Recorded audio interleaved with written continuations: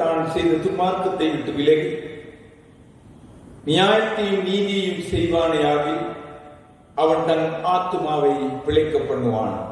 நாங்கள் ஜெபம் செய்வோம். என்றும் எங்களோடு வாழ்கின்றது அருமை தந்தை, இந்த 12வது மாதத்தில் 1ஆம் திகதியிலே உம்மை போற்றவும் புகழவும் நமஸ்கரிக்கவும் இந்த நல்ல தருணத்தை தந்த கிருபைக்காக உமக்கு நன்றியோட ஸ்தோத்திரம் செலுத்துகிறோம். இம்மட்டும் காத்து வந்த தேவனே, இன்னும் எமது வாழ்க்கையிலே நீரை இணைந்து செயல்பட்டு எம்மை பாதுகாப்பாகவும் ஆசீர்வாதமாகவும் எமக்கு எங்களுடைய கையின் பலன்களை ஆசீர்வதித்து தொடர்ந்து எம்மோடு இணைந்து செயல்படவும் உம்மை வேண்டிக் கொள்கிறோம். நீரை எம்மை பொருட்படுத்தலும் எம்மோடு கூட இருந்து ஆண்டவரை உடைய இறையரசுக்கு ஏற்ற காரியங்களை மட்டுமே நிறைவேற்ற நீர் எம்மை ஆசீர்வதித்தல் வேண்டும் என்று இயேசு கிறிஸ்துவின் மூலம் வேண்டுகிறோம். வல்லமை நிறைந்த பிதாவே, ஆமென்.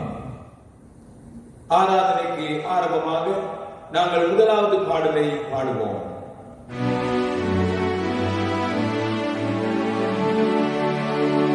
நல் மீட்பரே சுநாமமே என் காதுக்கு இன்பமாம். பொன்பட்ட நெஞ்சை ஆற்றவே ஊற்றுண்ட தைலமாம். மானேசர் மேய்ப்பர் பார்த்தாவும் என் ஜீவனும் நீரே. என் தீர்க்கரும் என் ராஜாவும் ஆசாரியருமே. என் நெஞ்சின் ஊக்கமார்ப்பந்தான் என் அன்பில் குளிர்ந்தேன். உம்முகம் பார்க்கும் போதோ நான் சீராக போற்றுவேன்.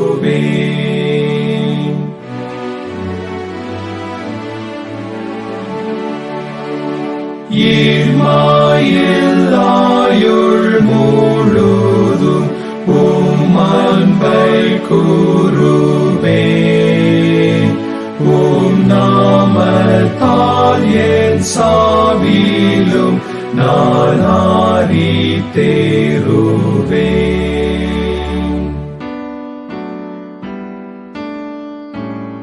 சற்று நேரம் அமைதலாக இருந்து எமது பாவங்களை நாங்கள் இறைவனிடத்திலே அறிக்கை செய்வோம். சொல்லினாலும் செயலினாலும் கிரியினாலும் செய்த பாவங்களை நாங்கள் இறைவனிடத்திலே கூறி எம்மை சுத்தப்படுத்த இறைவனிடத்திலே முற்றிலுமாக எம்மை ஒப்புக் கொடுப்போம். தாளமும் இரக்கமும் உள்ள கடவுளே, உமக்கு எதிராயும் ஒருவருக்கு ஒருவர் விரோதமாகவும் நாங்கள் சொல்லாலும் செயலாலும் சிந்தையாலும் பாவம் செய்தோம் என்பதை உம்மிடத்தும் எங்கள் சகோதர சகோதரிகளிடத்திலும் நாம் அறிக்கை செய்கிறோம். அது மட்டுமல்லாமல் உமது படைப்புக்கு எதிராகவும் நாம் பாவம் செய்தோம். அறியாமலும் பலவீனத்தாலும் வழிந்து உமக்கு கீழ்ப்படியாமலும் நாம் செய்த எங்கள் பாவங்களை மன்னியும். அவற்றிற்காய் நாம் உண்மையாய் மனம் வருந்துகின்றோம்.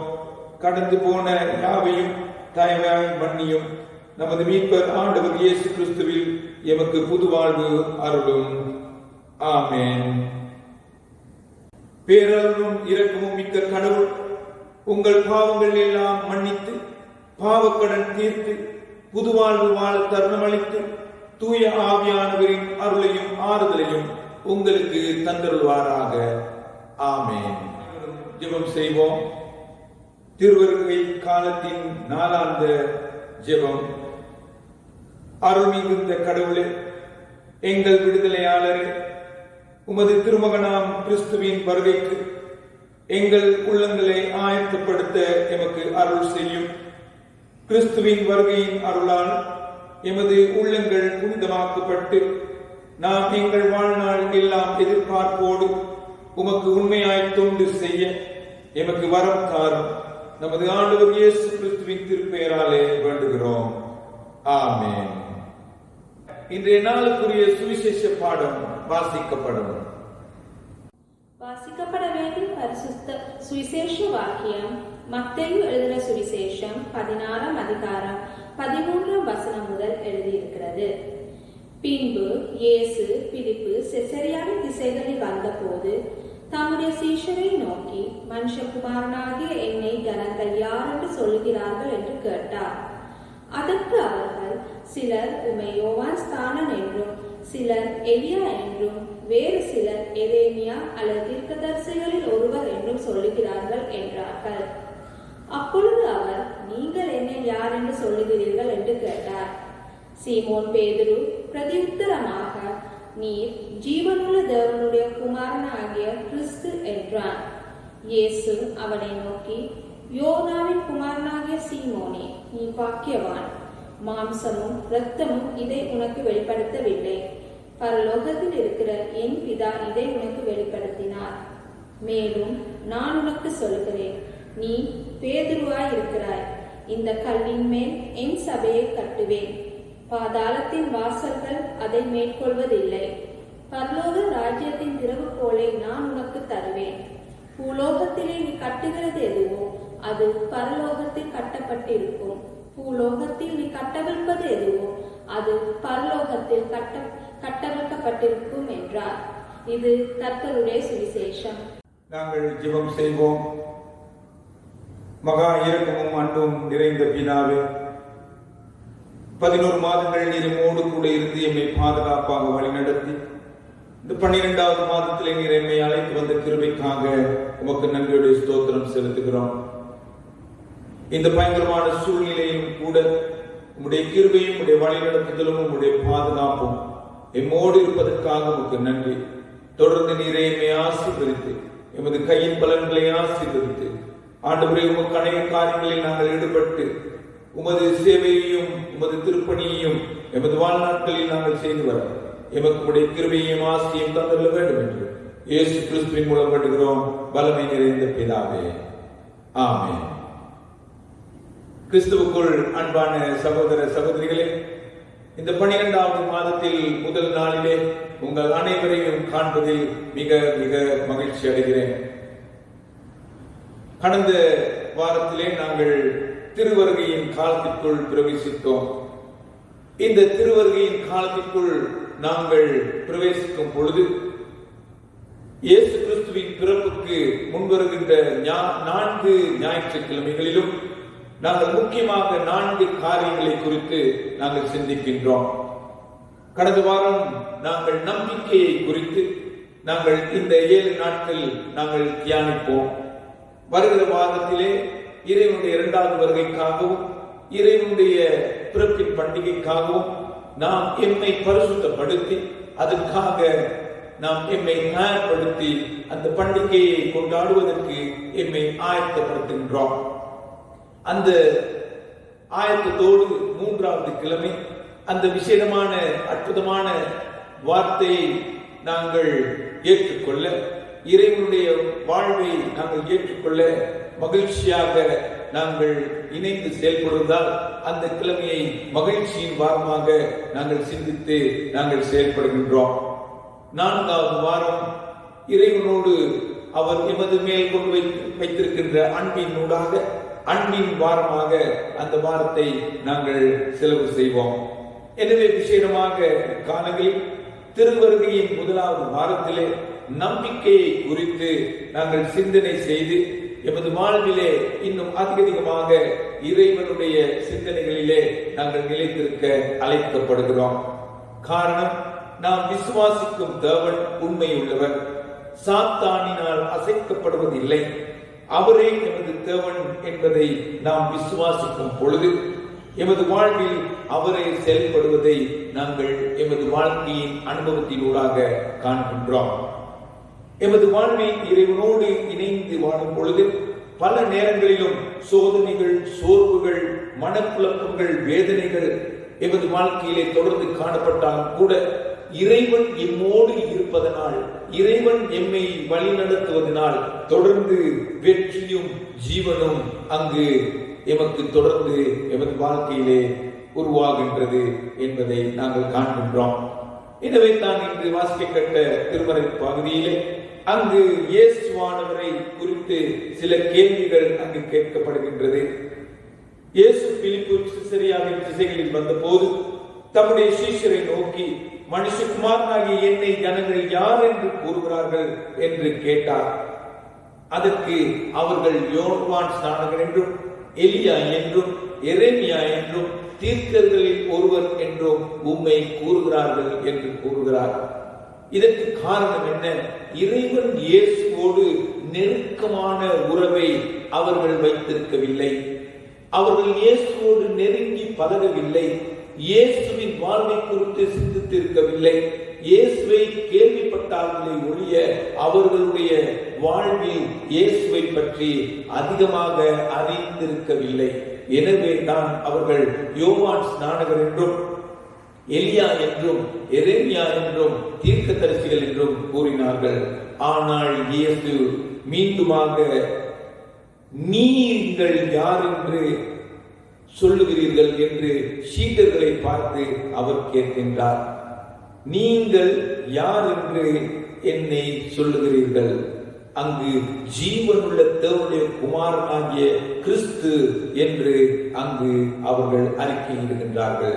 பிரியமானவர்களே, அங்கு யோனாவின் குமாரனாகிய சீமோன் அங்கு இயேசு கிறிஸ்துவை பார்த்து, நீர் தேவனுடைய ஜீவனுள்ள குமாரன் என்று கூறுகின்ற பொழுது அவர் மீண்டுமாக நீ பாக்கியவான் என்று கூறுகின்றார்.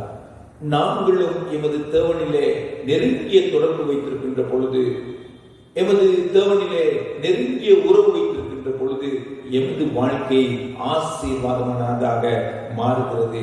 எனவே இந்த உறவுகளை, இதனூடாக ஏற்படுகின்ற பயனை நாங்கள் திருமறையிலே பல இடங்களிலும் காண்கின்றோம். பாவியான ஒரு ஸ்திரீ இயேசு பரிசேயருடைய வீட்டில் உணவுக்காக பந்தியிருக்க சென்றதை அறிந்து அவள் அந்த இடத்திலே பரிமள தைலத்தை அங்கு எடுத்து சென்று இயேசுவின் பாதங்களில் பூசி தனது தலைமையினால் அவள் துடைப்பதை நாங்கள் பார்க்கின்றோம். பரிசேயர்கள் அவர்கள் அங்கு சிந்திக்கிறார்கள், பாவியான ஒரு ஸ்திரீ இயேசுவின் பாதத்தை துடைக்கின்றார், இவருக்கு யார் என்று கூட தெரியவில்லை என்று அவர்கள் நினைக்கும் பொழுது அவர் அந்த ஸ்திரியை பார்த்து, உன் விசுவாசம் உன்னை ரட்சித்தது என்று கூறி அவளுடைய பாவங்களில் இருந்து அவளை கழுவுவதை நாங்கள் திருமறையிலே பார்க்கின்றோம். என் மகள் பிசாசினால் கொடிய வேதனைப்படுகிறாள் என்று ஒரு தாய் இறைவனிடத்திலே வந்து அறிக்கையிட்ட பொழுது அந்த தாயின் ஏக்கத்தையும் தாகத்தையும் அறிந்த இறைவன், உன் விசுவாசம் பெரிது, நீ விரும்புகிறபடியாக கிடவது என்று சொல்லி அந்த தாயை அவர் ஆறுதல் படுத்தி அவளை ரட்சிப்பதை நாங்கள் பார்க்கின்றோம். அது மாத்திரமல்ல, 12 வருடங்கள் பெரும்பாடுள்ள ஸ்திரீ இயேசுவின் வஸ்திரத்தை தொட்டால் நான் குணமாவேன் என்ற விசுவாசத்தோடு போய் அவருடைய அந்த ஆடையை தொடுகின்ற பொழுது அவர் அங்கு சொஸ்தமடைகின்றார். மகளே, உன் விசுவாசம் பெரிது, உன்னை ரட்சித்தது, நீ சமாதானத்தோடு போ, உன் வேதனை நீங்கி சுகமாயிரு என்று தேவன் அவளை அந்த இடத்திலே இருந்து அனுப்புகிறதை நாங்கள் காண்கின்றோம். எனவே பிரியமானவர்களே, இந்த பயங்கரமான கொடிய காலங்களிலே, இந்த கொடிய நோயினூடாக நானும் நீங்களும் வாழ்கின்ற பொழுது இறைவனிலே வைத்திருக்கின்ற விசுவாசத்தின் ஊடாக இறைவன் உங்களையும் என்னையும் பாதுகாத்து வருகின்றார். எனவே இந்த 12வது மாதத்திலே நாங்கள் முற்றிலும் முழுவதுமாக இறைவன் இயேசு ஜீவன் உள்ள தேவன் என்று நாங்கள் விசுவாசித்து அவரிலே நிலைத்திருக்கின்ற பொழுது அங்கு அவர் எம்மை பாக்கியவான்களாக மாற்றுகின்றார். எம்முடைய வாழ்க்கை ஆசீர்வாதமானதாக மாறுகிறது. எனவே இயேசு அந்த யோனாவின் குமாரனாகிய சீமோனை பார்த்து, நீ பேதுருவாய் இருக்கிறாய் என்று கூறி, இந்த கல்லின் மேல் என் சபையை கட்டுவேன், பாதாளத்தின் வாசல்கள் அதை மேற்கொள்வதில்லை என்று அங்கு கூறுகின்றார். எனவே அவரோடு இணைந்து வாழ்கின்ற பொழுது, அவரிலே இணைந்திருக்கின்ற பொழுது எமக்கு எந்தவித அச்சமும் கிடையாது. அவர் எம்மை தொடர்ந்து வழிநடத்துகின்ற தேவனாகவும் பாதுகாக்கின்ற தேவனாகவும் எமது கையின் பலன்களை ஆசீர்வதிக்கின்ற தேவனாகவும் இருக்கின்றார். எனவே இந்த மாதத்திலே முற்றிலும் முழுதுமாக அவரை விசுவாசித்து எம்மை முற்றிலுமாக அவருடைய கரங்களுக்கு ஒப்புக் கொடுத்து, இறைவா, இந்த மாதத்தை நீர் ஆசீர்வாதமான மாதமாகவும் இந்த மாதத்தை ஒரு பாதுகாப்பின் மாதமாகவும் எமக்கு தந்தர வேண்டும் என்று நாங்கள் வேண்டுவோம், ஜெபம் செய்வோம். நேற்றும் இன்றும் என்று மாறாத அருமை தந்தையே, விசேடமாக நீரே எம்மோடு கூட இருந்து எமது தலைவனாகவும் தேவனாகவும் எமது குடும்பத்தையும் எமது சமுதாயத்தையும் சமூகத்தையும் நீர் வழிநடத்துவதற்காக நன்றி செலுத்துகிறோம். தொடர்ந்து நீரே எம்மோடு கூட இருந்து நீர் கொடுத்திருக்கின்ற இந்த புதிய மாதத்திலே அநேக ஆசீர்வாதங்களை எமக்கு தந்து தொடர்ந்து பாதுகாப்பையும் கிருபையும் தந்தருள வேண்டும் என்று இயேசு கிறிஸ்துவின் மூலம் வேண்டுகிறோம், வல்லமை நிறைந்த பிதாவே, ஆமென். நாங்கள் ஜெபம் செய்வோம். எமது நாட்டிற்காகவும் எமது நாட்டிலே நடைபெறுகின்ற ஒவ்வொரு பாதுகாப்பின் செயல்களுக்காகவும் நாங்கள் ஜெபம் செய்வோம். இந்த பயங்கரமான கொள்ளை நோயை அதமாக்கும்படி நாங்கள் தொடர்ந்து இறைவனிடத்திலே வேண்டுவோம். இந்த கோவிட் நோயினால் பாதிக்கப்பட்டு மரணித்த ஒவ்வொருவருக்காகவும் ஒவ்வொரு குடும்பங்களுக்காகவும் நாங்கள் விசேடமாக ஜெபம் செய்வோம்.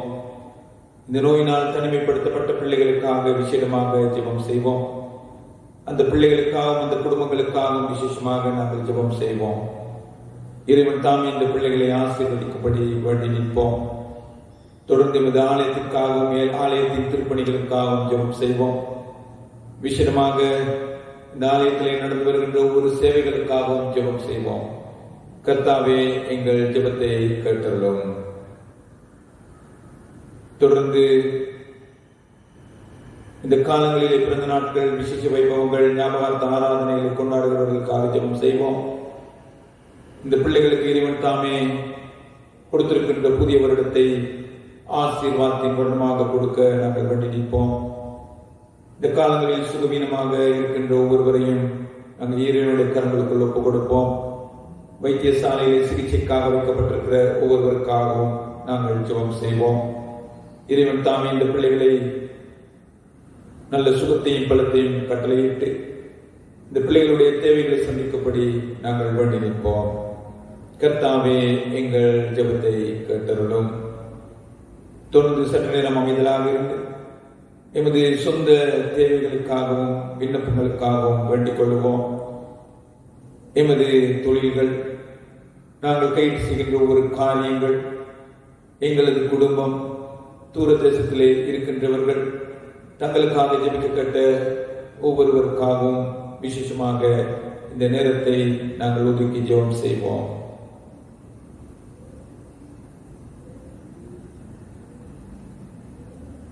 கர்த்தாவே, எங்கள் ஜெபத்தை கேட்டருளும்.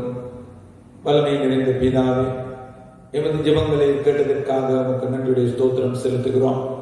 நீரே சுவாமி இந்த மாதம் முழுவதும் எம்மோடு கூட இருந்து உடைய பரிசுத்த கரங்களால் எம்மை பாதுகாத்து வழி நடத்தியுள்ள வேண்டும் என்று இயேசு கிறிஸ்துவின் மூலம் வேண்டுகிறோம், வல்லமை நிறைந்த பிதாவே, ஆமென். எல்லா புத்திக்கும் மேலான தேவ சமாதானம் உங்களோடு இருந்து நீங்கள் தேவனையும் அவருடைய குமாரனாகிய நம்முடைய நாதர் இயேசு கிறிஸ்துவை பற்றி அறிவிலும் அன்பிலும் நிலைத்திருக்கும்படி உங்கள் இதயத்தையும் சிந்தையும் காக்க கடவது.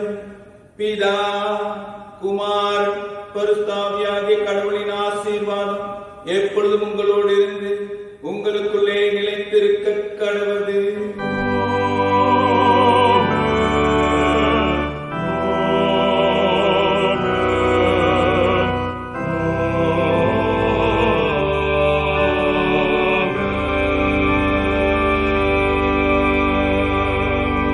ஆராதனைக்கு நிறைவாக நாங்கள் அனைவரும் இணைந்து இறுதி பாடலை பாடுவோம்.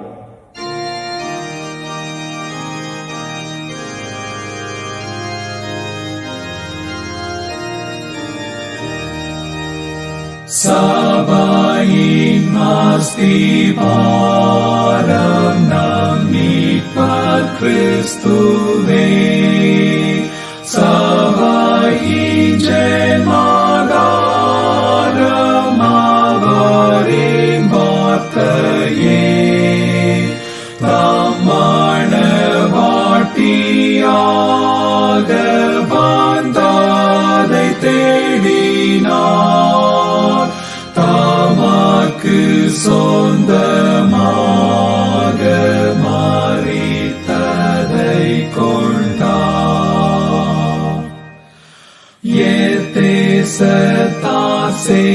ஆனாலும் சபை ஒன்றே ஒன்றாம் ஒரே விசுவாசத்தாலும் ஒரே ரட்சிப்புண்டாம் ஒரே தெய்வீக நாமம் சபையை இணைக்கும் ஓர் திவ்ய ஞானாகாரம் பக்தரை போஷிக்கும் மேலான வான காட்சி கண்டாசீர்வாதத்தை பெற்று போர் ஓய்ந்து வெற்றி சீரந்து மாட்சிமாய் ஆடையும் பரியந்தம் இன்னா உழைப்பிலும் நீங்காத சமாதானம் மெய் சபை வாஞ்சிக்கும் என்றாலும் கர்த்தாவோடு சபைக்கு ஐக்கியமும்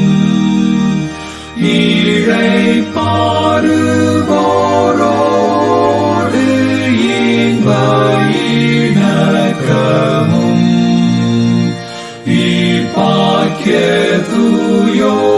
இப்பாக்கியதுயோரோடு கர்த்தாவினாங்களும்